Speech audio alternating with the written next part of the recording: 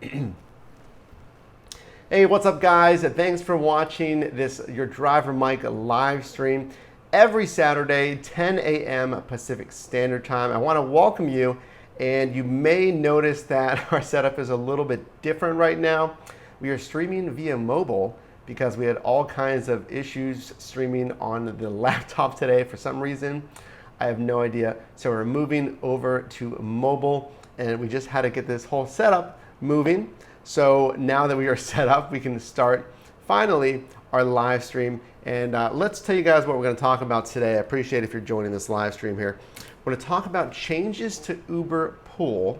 And you may know that the most recent changes were last month in September for the 180 days of change. Uber added a flat rate to any new pickup that you complete on UberPOOL. And we're going to talk about something new, and it's also going to help you earn more money. So we're going to talk about changes to UberPOOL. Hey Jack, how's it going? Appreciate you joining. And guys, you are all incredibly awesome for hanging on here for this crazy Saturday. Okay, and next we're going to be talking about Lyft's new valuation. Now, if you don't know, Lyft just made some big moves in the past week here and had a very big partnership with a global company, one of the biggest companies, if not the biggest company in the world. We're going to talk about what that means and Lyft's new valuation to compete with Uber. Next, we're going to talk about Halloween again. If you guys are new to the channel, we have a live stream dedicated to Halloween on our last stream. And we did a recent video which was helping you guys kind of master Halloween. And guys, we could talk about Halloween forever. I mean, the strategies behind Halloween are big. They're real strategies to help you earn more money, because Halloween is the second biggest day of the year for earnings. So you need to have strategies. And if you don't have strategies, you're not going to earn as much money. So we're going to talk about that as well today. All right, guys, I want to welcome you to this live stream here. Give some people a chance to join the live stream. Oh, Jack says, I had a puker in my car last night. Oh, that's never fun, guys. Hey, we do have a video, and I can link it up here in the rebroadcast about what to do if a passenger throws up in your car. The policy has changed compared to a few years ago. When Uber first started, they had a certain policy about what happens if someone gets sick in your car. And I'd say at least probably about a year ago or more, they changed it to a different kind of reimbursement system for cleaning fees. So check out that video in the card linked above if you want to watch that live stream and know what to do. So guys, as I was saying before our craziness of the laptop stream kind of, well, you know, I was saying that we were doing a giveaway that I don't want you to miss. It's linked in the description below, or will be. I don't believe it's linked right now in this live stream, but look for that link in the description below after this video is posted. We're lucky enough to partner with PowerPod, who is a company that makes this charging station for you.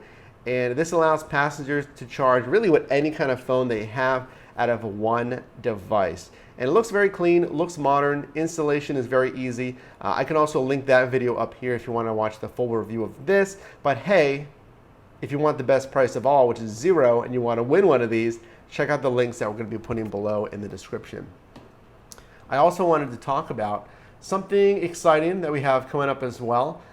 Guys, if you're not following over on Twitter, make sure to do so at Your Driver Mike, because there's things on there that you will see first if you're not following on Twitter. So Twitter will see some content first, and we're also over on Snapchat if you want to see some kind of behind the scenes, some extra tips and tricks.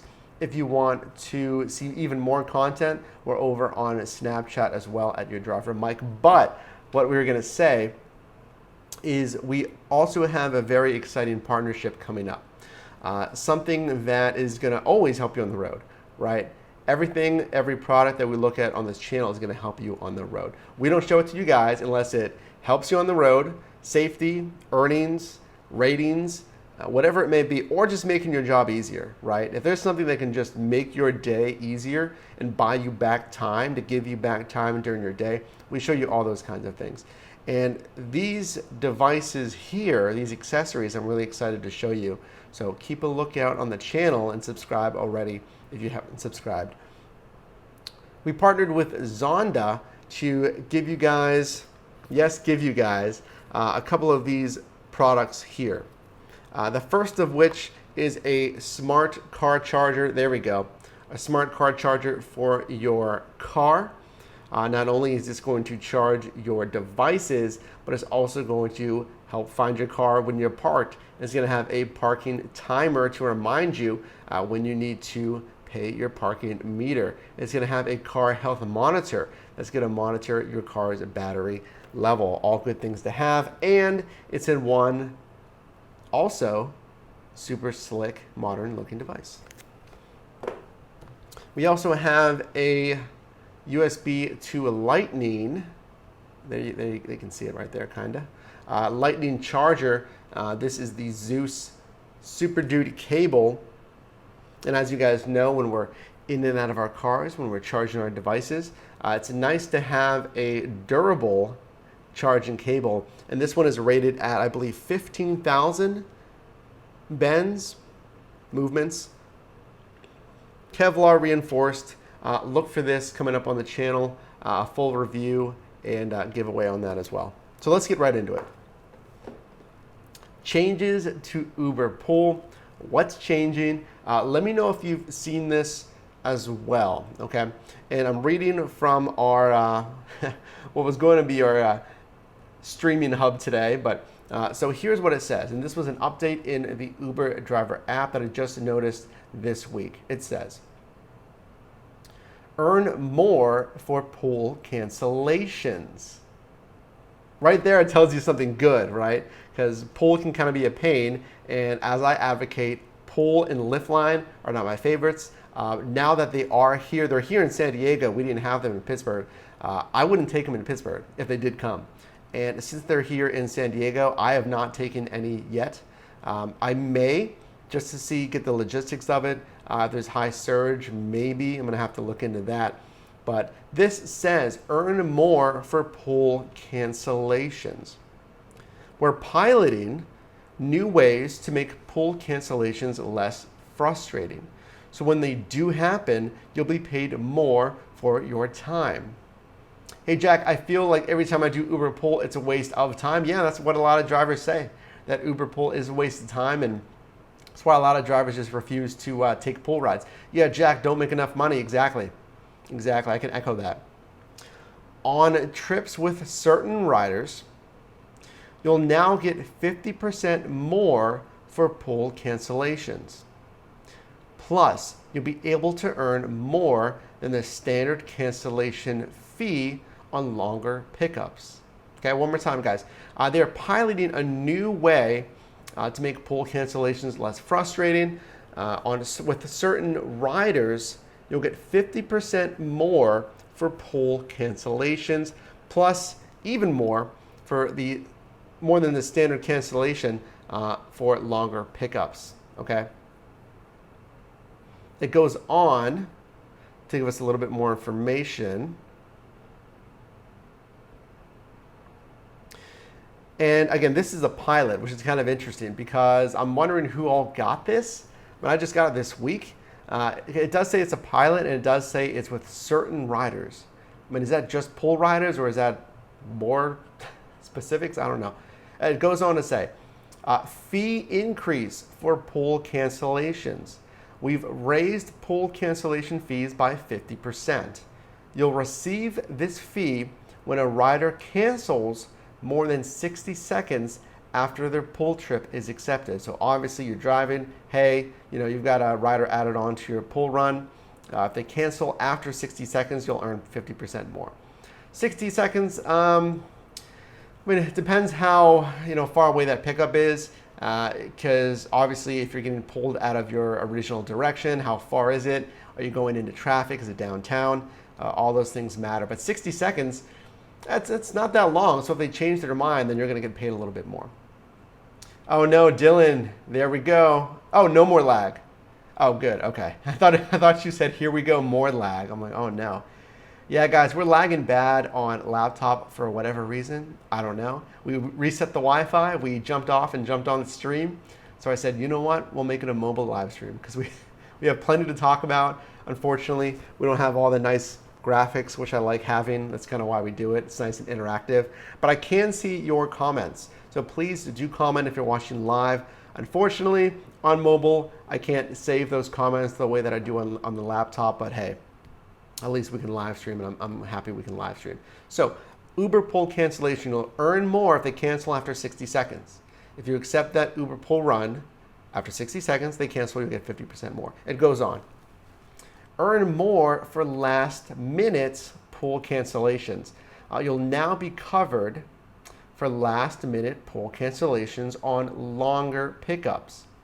When a rider cancels, you'll earn either the standard cancellation fee or the time and distance you spent driving towards the pickup, whichever amount is more. I read that. I don't think that's as good of a benefit because obviously if you're spending the time and distance to go get that second passenger, you're investing time, you're moving away from potentially the first passenger's drop-off request. But that's what we're seeing here. So if a passenger cancels on pool for a longer pickup, you'll get paid, the standard cancellation or the time and distance, whichever is more. Let me know, what do you guys think? So two things, if you're just joining, two things. You'll get paid 50% more on cancellation fees if a pool passenger cancels after 60 seconds of you accepting that pool run. Second, if a passenger does cancel, you will get that standard cancellation fee or the time and miles you spent driving there, whichever is more. So let me know, does that sound like something that would help you? Again, I don't think a lot of drivers love taking pool and would avoid taking pool, which is kind of what I recommend. So let me know. Let me know if that's something beneficial or if that's just kind of one of those, oh, it's really not going to pay out that much, so it's not really going to help us at all kind of thing. And with that, guys, if you don't have any questions, we're going to move on to Lyft's new valuation and their partnership with who, guys? Can you tell me who that partnership's with? Hey, Jack, quick question before I go. Do you think driving in a city or suburbs is a better money maker? And that's actually really interesting to talk about. And we can talk about that here a little bit if you guys want. There's a few pieces of criteria to consider. All right, where are you starting from? Are you starting from a suburb or a city? What market? What's the pay per mile, and per minute? What's the prevalence of surge in prime time? How many drivers are there in your market? Are you in a crazy saturated market like New York, San Francisco, LA? Or are you in kind of a more emerging, micro market, medium-sized market? All those things matter. I'll just speak in generalities just to help you out here, just because I know you're heading out. The city is better. The city is better because you're going to get more frequent rides. You're not going to have to drive as far to your pickup. The prevalence of surge in prime time is higher because, again, there's a lot more passengers, so more passengers need a ride. That's where all the events are, concerts, sporting events, whatever. So you can get those surges after those events. Downsides, there's more drivers, of course, right? More people, I guess, just speaking in general, more people are going to live in the city, more densely packed, right? Condos, apartment buildings, intermingled with houses. There's a lot more people in the city, of course, than the suburbs. So, consequently, more drivers because drivers are just starting to drive from their home in the city. So you have to balance that, saturation versus actual demand levels, and that's why it's important to always research the demand. Now, let's talk about suburbs real quick. The suburbs can be good because if you know kind of those niche market events, right? Niche market events, if there's smaller events, but they're big in your, I guess, city, you can have higher profits. Let's say there's a game watch party at a popular bar for the football game, right? And there may not be as many drivers out there, okay, or as many drivers that are online and active just because there's less of a pool to pull from. So you can go to that bar and really be only one of a few or just the only driver there. And especially if it's a younger demographic, something also to consider that I haven't really talked about on the channel is age cohorts, right? Age demographics. So if you are doing a concert, if you're driving that concert, think about the age demographic that's going to be at that concert. Now, again, we're still speaking in generalities, guys. It's going to vary widely based on your market, and as more and more people adopt, technology in the Uber platform. But traditionally, younger demographics are going to use rideshare more. They're more trusting of the system. Okay, they are more familiar with just the tech. With their phones, with using rideshare on their phone and operating the entire platform. Hey guys, by the way, if you're new to Uber as a rider, I'll link a video up here. We did a complete walkthrough about how to request an Uber ride. But if you had a audience pool that was an older age demographic, okay, that's not to say that they're not going to use rideshare, right? I've driven, passengers of all age demographics, right? But traditionally speaking, just keep that in mind. If the event is big enough, huge arenas with tens of thousands of people, you'll see it to a lesser effect. It's still going to surge. It's still going to prime time, we hope. But it is something to consider. That's simply all it is, something to consider. If we look at colleges and universities, those are, again, young demographics. And that's where a lot of the passenger pool, again, of passengers come from, because they're the ones going to the bar. So that's also something to consider. So I hope that answered your question.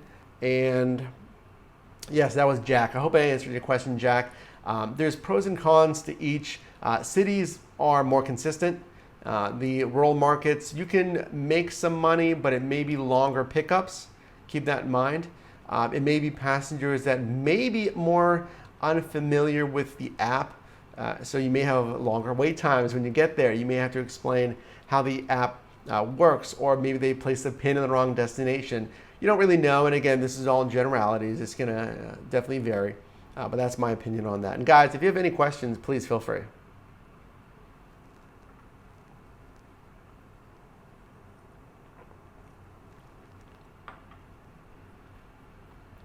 All right, guys, so we were going to touch on Lyft's valuation here.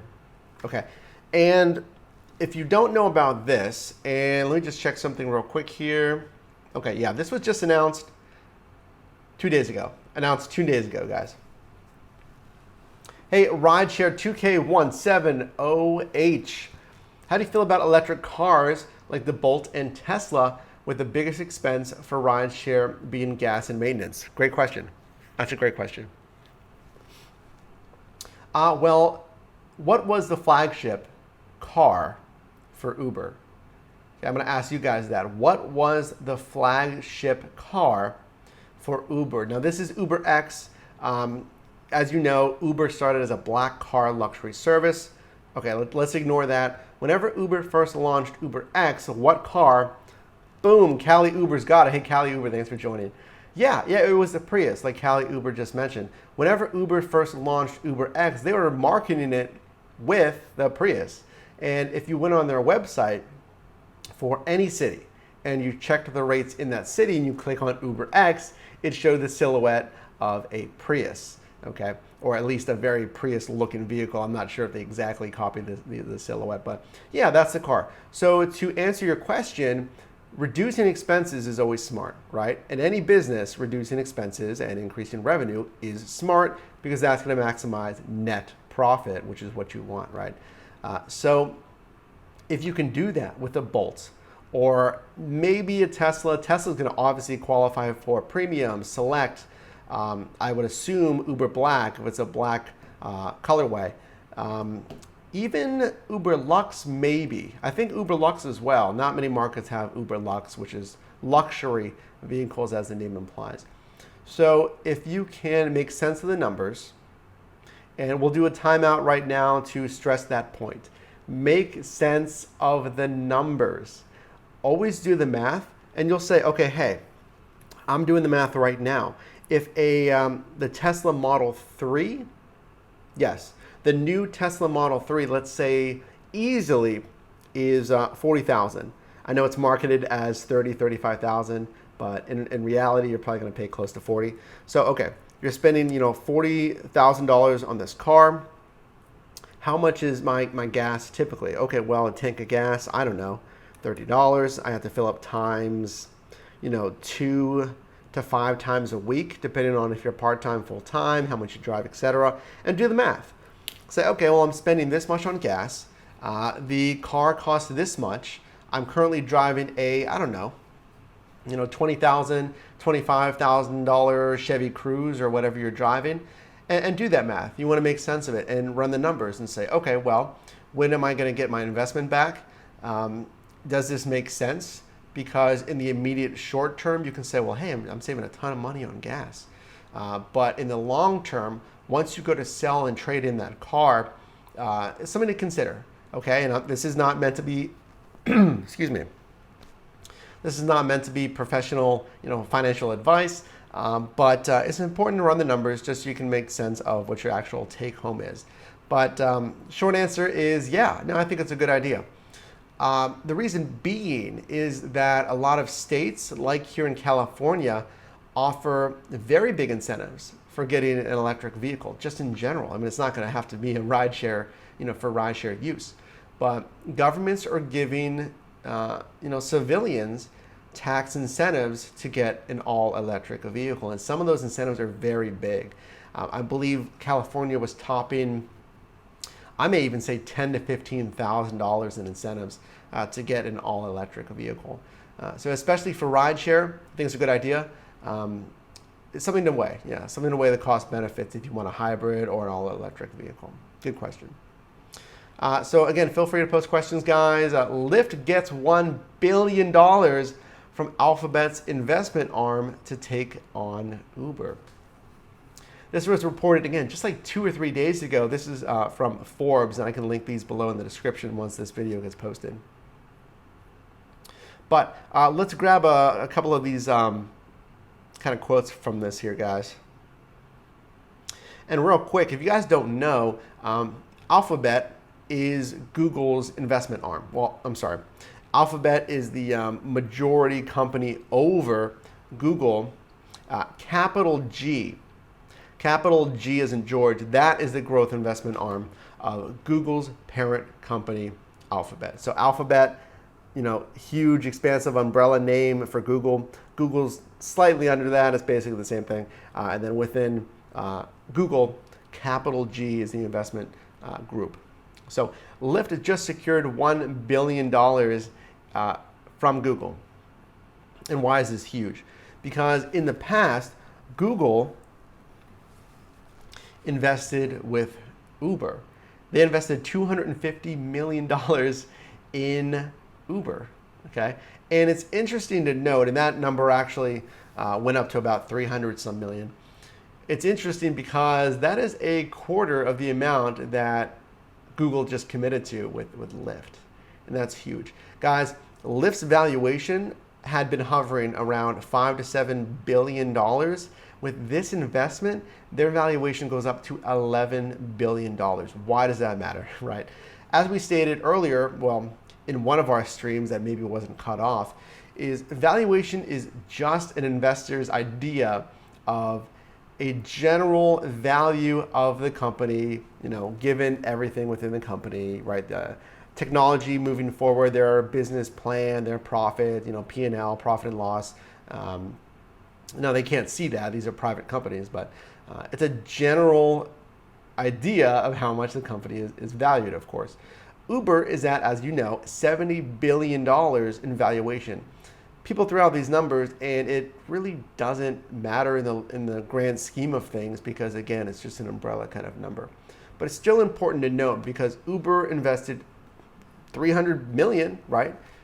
Google invested $300 million in Uber in the past. So for Lyft to secure $1 billion really says a lot about the future of Lyft and everything that I've seen from Lyft. And guys, let me know. Everything that I've seen from Lyft has really been kind of quiet, strong growth. Everything that team has been doing is quietly announced in articles, right? Lyft does this, Lyft is improving this, and it always seems to help. Hey, Rideshare2K170H, do you think Lyft can catch Uber? And I was thinking about asking that question today. And I'll ask you guys, if you're watching this on the rebroadcast, post in the comments below. Do you think Lyft can catch Uber? In the very long play, and I'm kind of almost thinking of a new stance on this. This is slightly different than what I've said in past videos. In the extremely long play of this, I feel like they can at least get up to 50-50, right? And that is, I guess, catching Uber is getting up to 50-50. 50-50 means market share, right?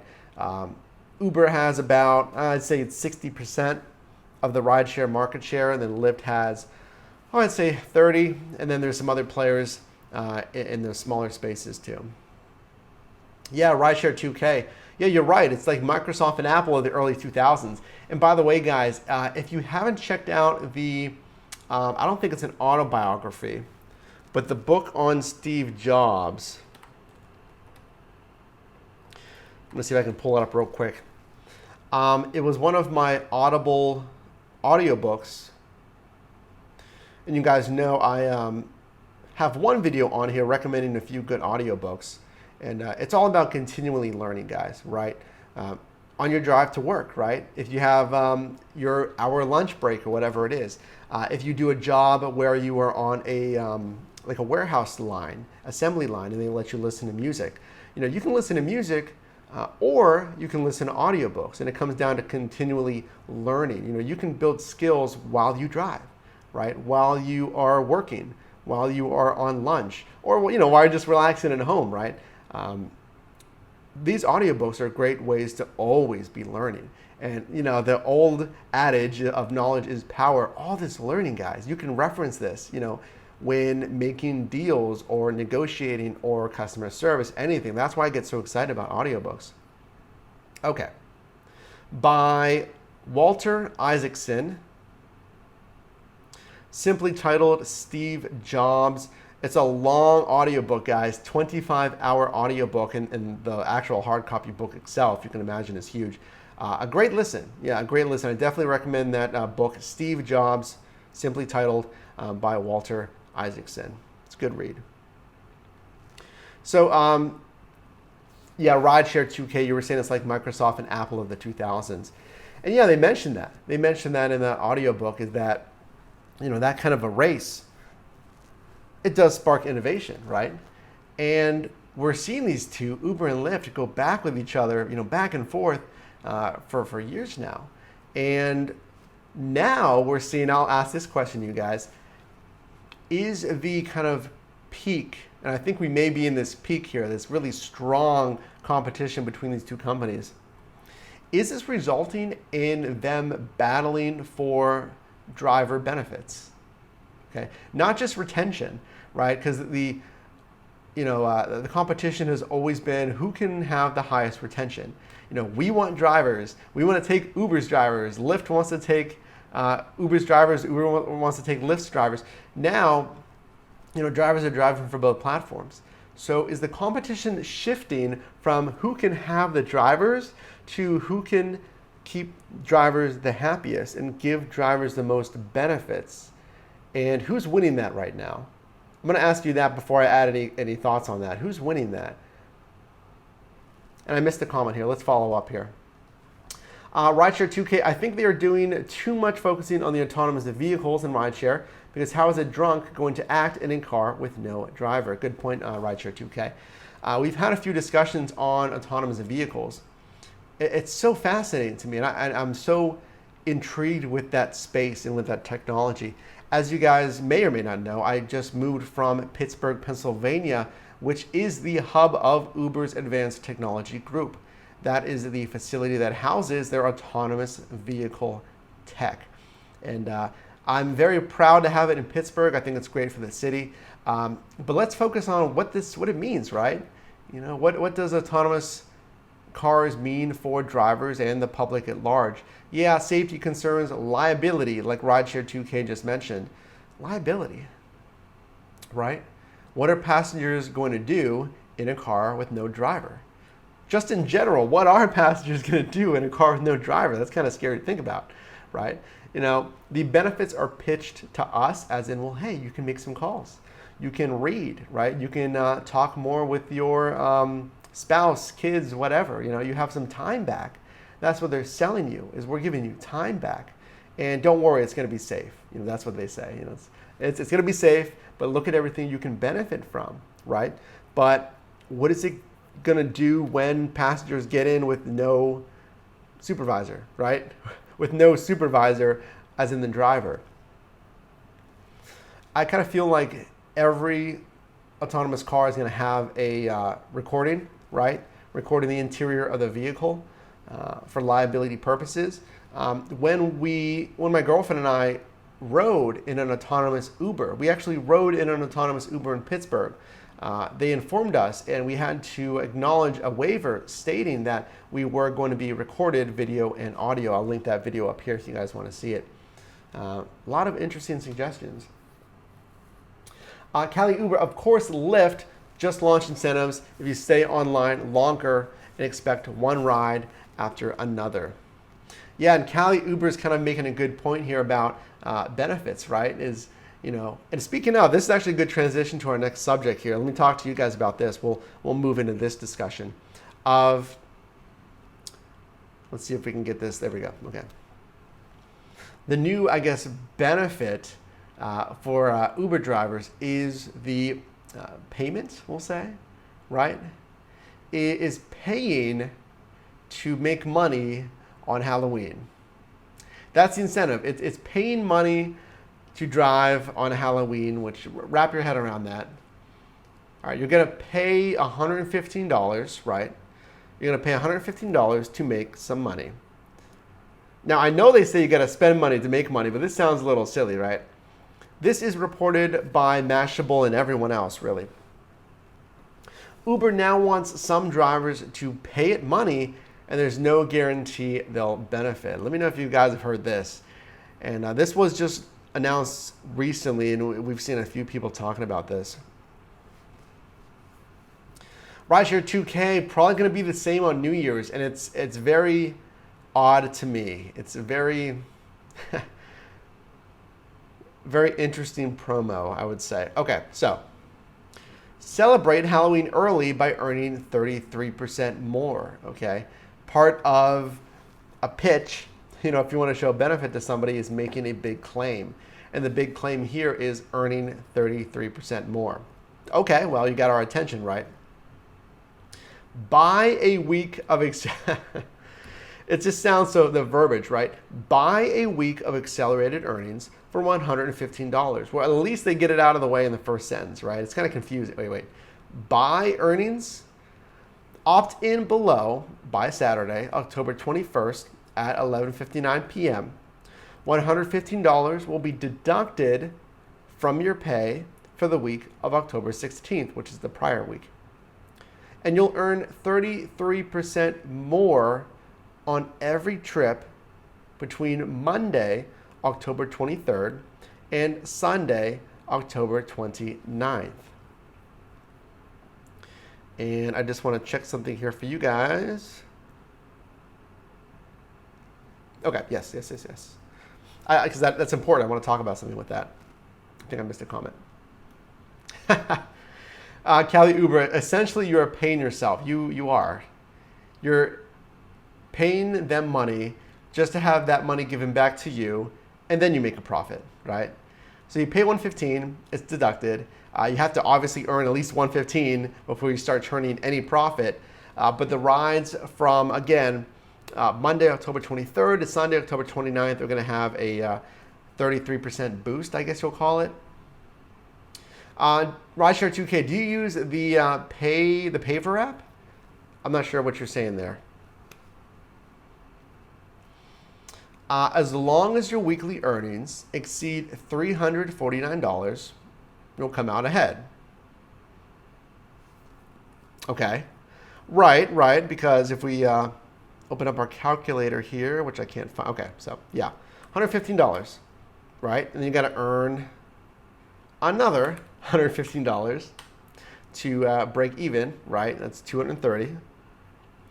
And as long as you exceed 349, you'll come out ahead, okay? You will see the change in app, your base fare, per mile rate, and per minute rate will all increase by 33%. What do you guys think? Now, you have to opt in, okay? So drivers are voluntarily opting in. No one's forcing you to do this. You have to opt in, and from my understanding, this is actually an experiment. And it's a case study / experiment, whatever you want to call it. And Uber is fully disclosing that they're doing this, right? And it's in part with, I believe, a university study. Yes. Okay, here we go. This study is being done in collaboration with MIT, and for good measure, that it was approved by the university's Institutional Review Board. Drivers tell us that they value the ability to choose when, where, and how long they work, the spokesperson told Mashable. This academic study is part of broader efforts to better understand the extent to which drivers benefit from Uber's flexible work model in quantitative terms. So it's in part a study with MIT and Uber to, again, quote, see the broader efforts to understand the extent to which drivers benefit from a flexible work schedule. So, I mean, it's always been flexible, right? It's always a flexible work schedule. I'm not sure what the benefit is of paying $115 just to, I don't know. I mean, let me know what you guys think. I mean, you are getting a 33% boost, right? So, again, let's pull out our calculator here.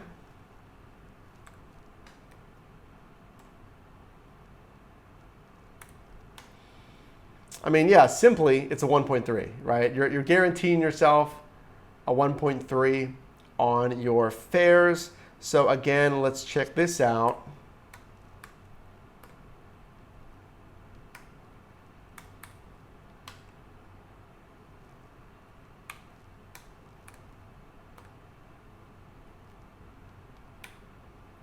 All right.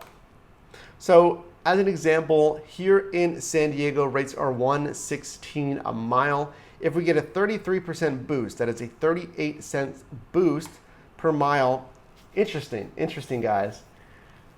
With a 38-cent boost per mile, you're getting $1.54 per mile. So you'll now be getting $1.54 per mile as your incentive to drive. Again, that kind of week before Halloween.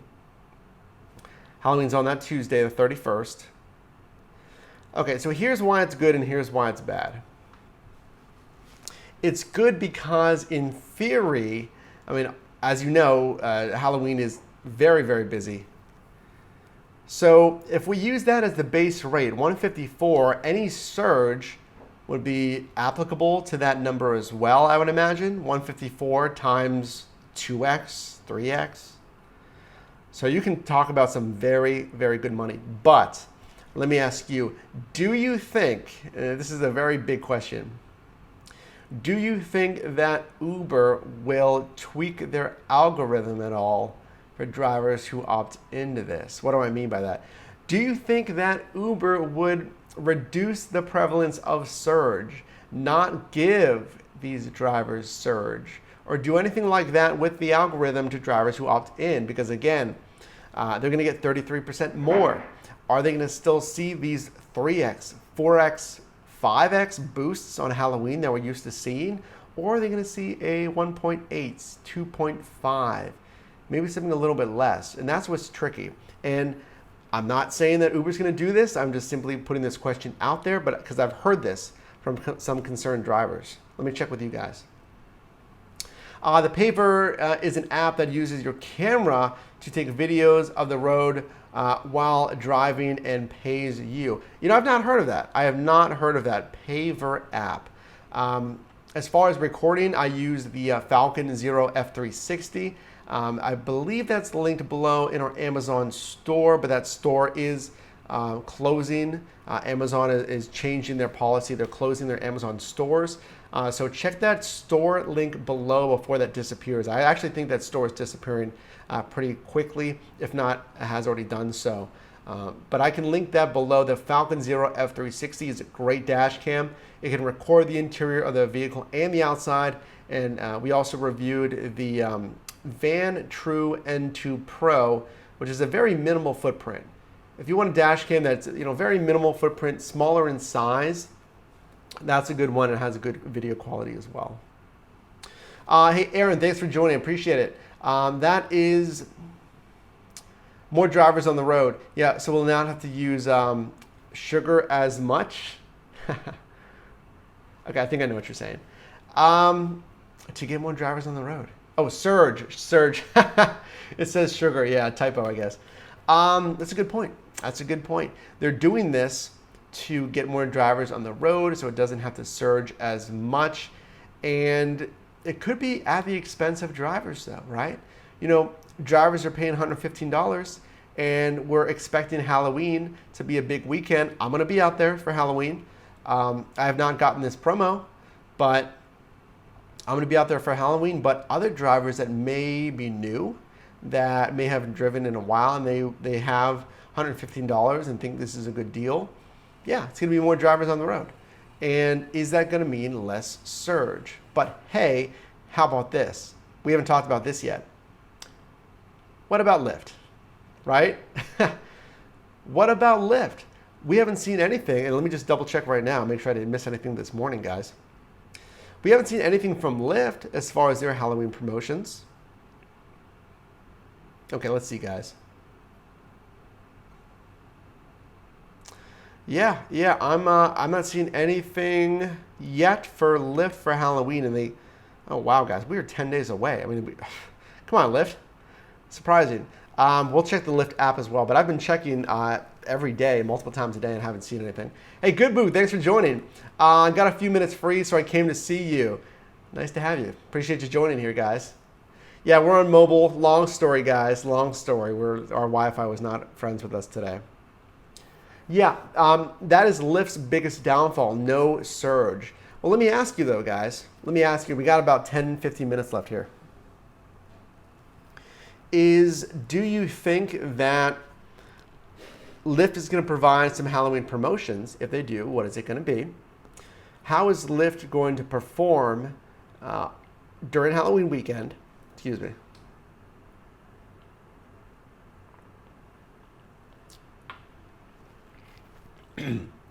How is Lyft going to perform Halloween weekend versus Uber? Okay, are we going to see, and I'm going to give you my predictions, are we going to see complete pink, purple, prime time, say that 5 times fast, zones all over the Lyft app, or is it going to be a disappointment? Is Lyft going to announce, probably next week maybe, Halloween promotions? Is it going to be good? Is it going to be kind of, what's the word?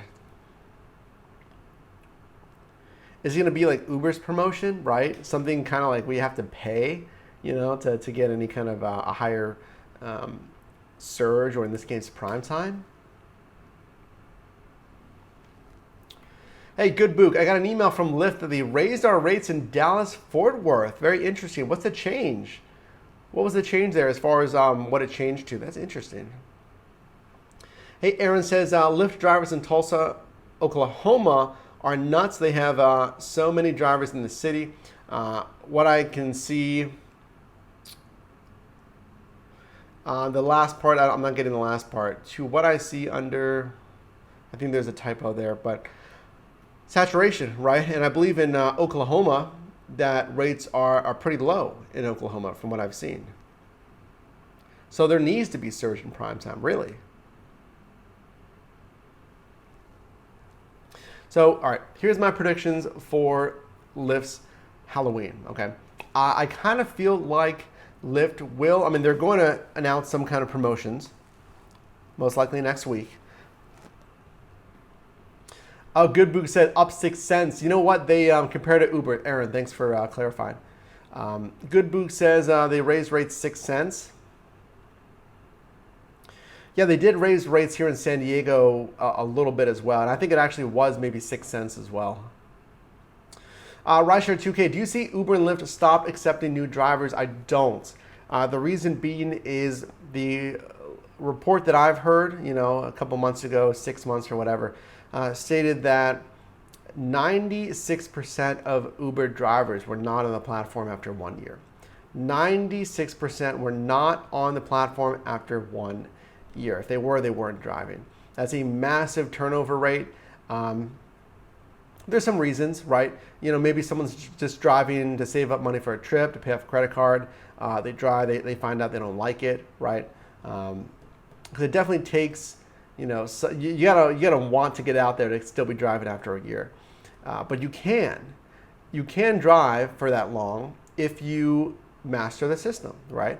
If you master the system and you know where the most profitable areas are, what time, then yes. Now again, some of those drivers are going to be full-time drivers, and that's why they're on the platform after 1 year, because they're full-time drivers. And you can drive full-time in some markets. Some of the drivers that I spoke to here in San Diego drive full-time. And it's obviously very widely accepted here in California. Very early adoption with technology whenever these companies started. And you go up north, and of course LA, absolutely, you can drive full-time in LA. I can watch that market. I can see the prime time up there, and it is very busy up there. Rideshare 2K says, or more vetting process. I don't really see more of a vetting process unless they're pushed to do so. And they've been pushed to do so because there's been complaints that the vetting process or background check is not thorough enough, okay? And why? Why is that? Because there's been incidents, as you guys know, there's incidents on the Uber platform that are violent incidents, okay? Or, harassment or worse. We won't get into it. That's why there's been calls to have deeper and more thorough background checks for drivers. And some cities, like Austin, Texas, pushed for greater background checks, and Uber pulled out of those markets because they refused to have deeper background checks. If I had to do a fingerprint check to be a driver, I would. I wouldn't like the inconvenience of having to go to a processing center. DMV, I don't know where.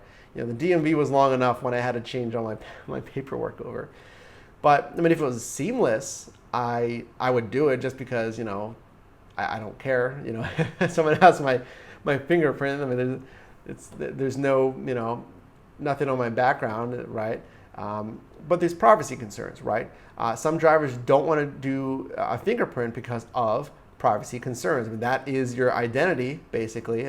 That's your identity and matching up to you. And there are concerns about that as well. So I can understand both sides of it, but I don't see Uber or Lyft deepening their vetting process unless they're pushed to, but they might be pushed to, because I know there's a lot of strong calls for that. Rideshare 2K, vehicle quality needs to improve. I had someone pick me up in a car with ripped seats and it looks like it was in an accident. What I can say to that is I feel like some of those drivers are not reporting that to Uber or Lyft. That not all markets require inspections of your vehicle. In the past, you would actually have to have a face-to-face meeting with a Lyft mentor to look at your vehicle, and you don't really need to do that anymore. Now, you do need to submit pictures, right, of your vehicle, but someone can just submit a picture that's not really their vehicle, right, or a picture that's not their actual car but the same model. I don't know, but I feel like some drivers would find a way to skirt that system, right, to find a way around that vehicle quality check. Now, some markets you do have to have an inspection. those features wouldn't pass. Those features wouldn't make the cut. Now, here's another thing: is drivers may get a car approved, right? Let's say they're a good car, quote unquote, they're a good car, but then they may drive with another car, and that's not allowable if it's not on their profile, but they'll do it. So if you see cars that are damaged or with ripped seats, maybe it's not registered, I don't know, right? But that could be the case. Additionally, if it's for Uber Eats, if it's Uber Eats only, there's a lot more lenient criteria for your vehicle for Uber Eats. It doesn't need to be as new of a car, doesn't need to be in the best condition for Uber Eats because you're just delivering. All right, guys, we're going to wrap it up here shortly. Rideshare2K says, I've also seen in the future drivers having to have cameras in vehicles where Uber and Lyft can see, because my market, drivers let others drive their cars and have others in cars when they do pickups. Yeah, and both of those are not allowed either, guys. Having someone else in the vehicle with you, right, and we did a video about that, is not allowed. You can't have someone else in the vehicle when you're doing rideshare. Right, with delivery, yeah, I mean, you can, and I've seen plenty of drivers do that because you're just doing delivery. It doesn't really matter. But for Uber X, let's say, no, you can't do that. And to their other points, cameras in the vehicle. So Uber and Lyft can see, hey, good boot, got to bounce, have a great day. Thank you, you too, appreciate you joining. I don't see Uber or Lyft requiring drivers to have cameras. I think there's expense concerns and there's privacy concerns. Drivers may not want to be recorded. Passengers may not want to be recorded. The car is their personal vehicle.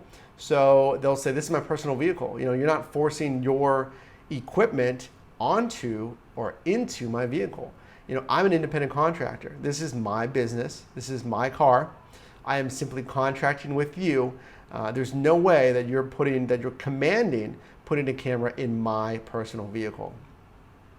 And there could be concerns, well, when is it turned on? I don't know. Do they have the authority to turn it on whenever, right? Too much red tape, and then expenses, right? Expenses. Uber and Lyft may say, well, if they have to pay for it, it's exorbitantly expensive to do so. And if they, excuse me, if they basically command drivers to do so, then again, they're kind of forcing their own, equipment, I guess, into a personal vehicle. I don't see that quite working. But. All right, guys. Hey, I appreciate you watching, guys. Hey, on your way out right now, if you made it this far, we're approaching an hour. Can you please leave a like on the live stream? I'd really appreciate it, guys. Putting up with the tech issues today. We'll try to get these tech issues squared away for next time. I have no idea why. A lot of exciting things coming up on the channel. So what's up with PowerPod? Yeah, Aaron, you can win one of these. This is the PowerPod charging station.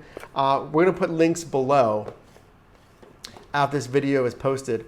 But it's a unit that allows passengers to charge their phone, which helps you with ratings. And it's a nice, convenient kind of one, all-in-one system that allows you to do that. So that giveaway is live, only live for, a couple weeks, guys. This giveaway is not live long, so make sure to enter. You can enter daily, by the way. You can enter basically daily. So come back to the channel, watch the videos, and follow the links below to enter these giveaways. And we have another one coming up, guys. We have if you're just joining, we have the light, look at this. The light is a pain. But we have more giveaways.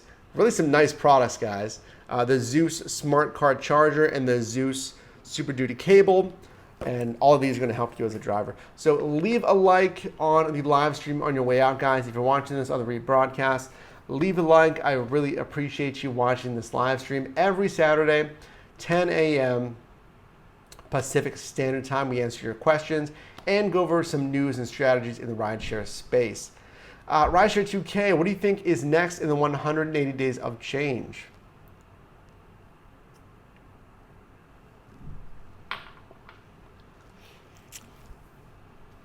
Well, guys, I'll actually link a video up here. And I encourage you guys, Rideshare 2K, if you guys want to watch this video, I will link up here my predictions for the next steps for Uber's 180 days of change, one of which, hopefully, is higher rates. And as you saw, Good Boog Enterprises just mentioned, rates did, I think it was Good Boog, right? I don't want to misquote somebody. Yes, it was. Good Boog Enterprises in Dallas-Fort Worth, rates increased 6 cents, and rates increased here in San Diego, I believe, 6 cents in the last couple of months. So hopefully we're seeing a slow trend because they're kind of having to taper this in, right? They can't just do this all at once where rates are increasing slowly. And I think that's smart. You know, you want to do it slowly and kind of taper it up and look at the data and see what happens when they do that. So that's one of my predictions. And again, watch that video to find out the rest of my predictions there, guys. All right, guys, we gotta go. Hey, appreciate you watching. Really do appreciate it, guys. We have a lot of awesome videos. Great videos come out weekly that help you guys, keep you in the know, help you earn money, help you get more ratings. And as you guys saw, plenty of giveaways to show my appreciation to you guys as well. One more question, Rideshare 2K, last question. How much do we need as drivers to be satisfied? I've always said like 150 a mile is pretty solid. 150 a mile standard fare would be good. I would drive standard fare consistently if it was 150 a mile. And I'm not sure, 25 cents a minute, somewhere around there. That's a minimum. Obviously, $2 a mile is kind of where they started UberX at, around $2 a mile in a lot of markets. Now, of course, if you have 150 a mile, surge is going to be gone, but you know those rides, at least you know you're making a stronger earnings there. So 150 a mile, maybe 25 cents a minute is a good jumping off point. So with that, guys, again, thanks for watching. We will see you guys next week, next Saturday, 10 a.m. 10 a.m. Pacific Standard Time. We're going to get going, guys. Thanks so much for watching, and I'll see you guys in the next one. Thanks.